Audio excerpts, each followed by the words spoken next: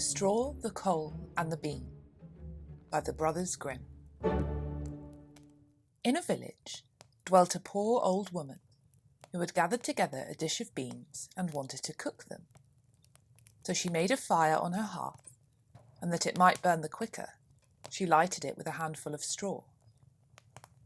When she was emptying the beans into the pan, one dropped without her observing it, and lay on the ground beside a straw, and soon afterwards a burning coal from the fire leapt down to the two. Then the straw said, "Dear friends, from whence do you come here?" The coal replied, "I fortunately sprang out of the fire. If I had not escaped by sheer force, my death would have been certain. I should have been burnt to ashes." The bean said, "I too have escaped with a whole skin, but if the old woman had got me into the pan, I should have been made into broth without any mercy like my comrades." "And would a better fate have fallen to my lot?" said the straw. "The old woman has destroyed all my brethren in fire and smoke. She seized 60 of them at once and took their lives. I luckily slipped through her fingers." "But what are we to do now?" said the coal.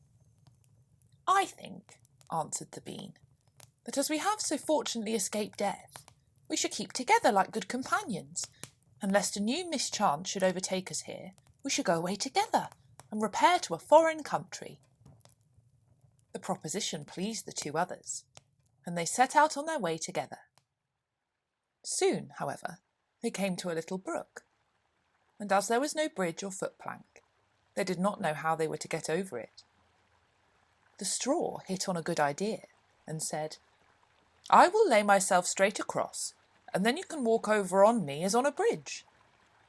The straw therefore stretched itself from one bank to the other, and the coal, who was of an impetuous disposition, tripped quite boldly onto the newly built bridge.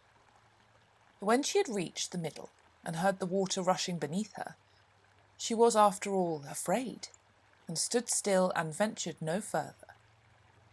The straw, however, began to burn, broke in 2 pieces, and fell into the stream. The coal slipped after her, hissed when she got into the water, and breathed her last. The bean, who had prudently stayed behind on the shore, could not but laugh at the event, was unable to stop, and laughed so heartily that she burst. It would have been all over with her, likewise, if, by good fortune, a tailor who was travelling in search of work had not sat down to rest by the brook. As he had a compassionate heart, he pulled out his needle and thread and sewed her together. The bean thanked him most prettily, but as the tailor used black thread, all beans since then have a black seam.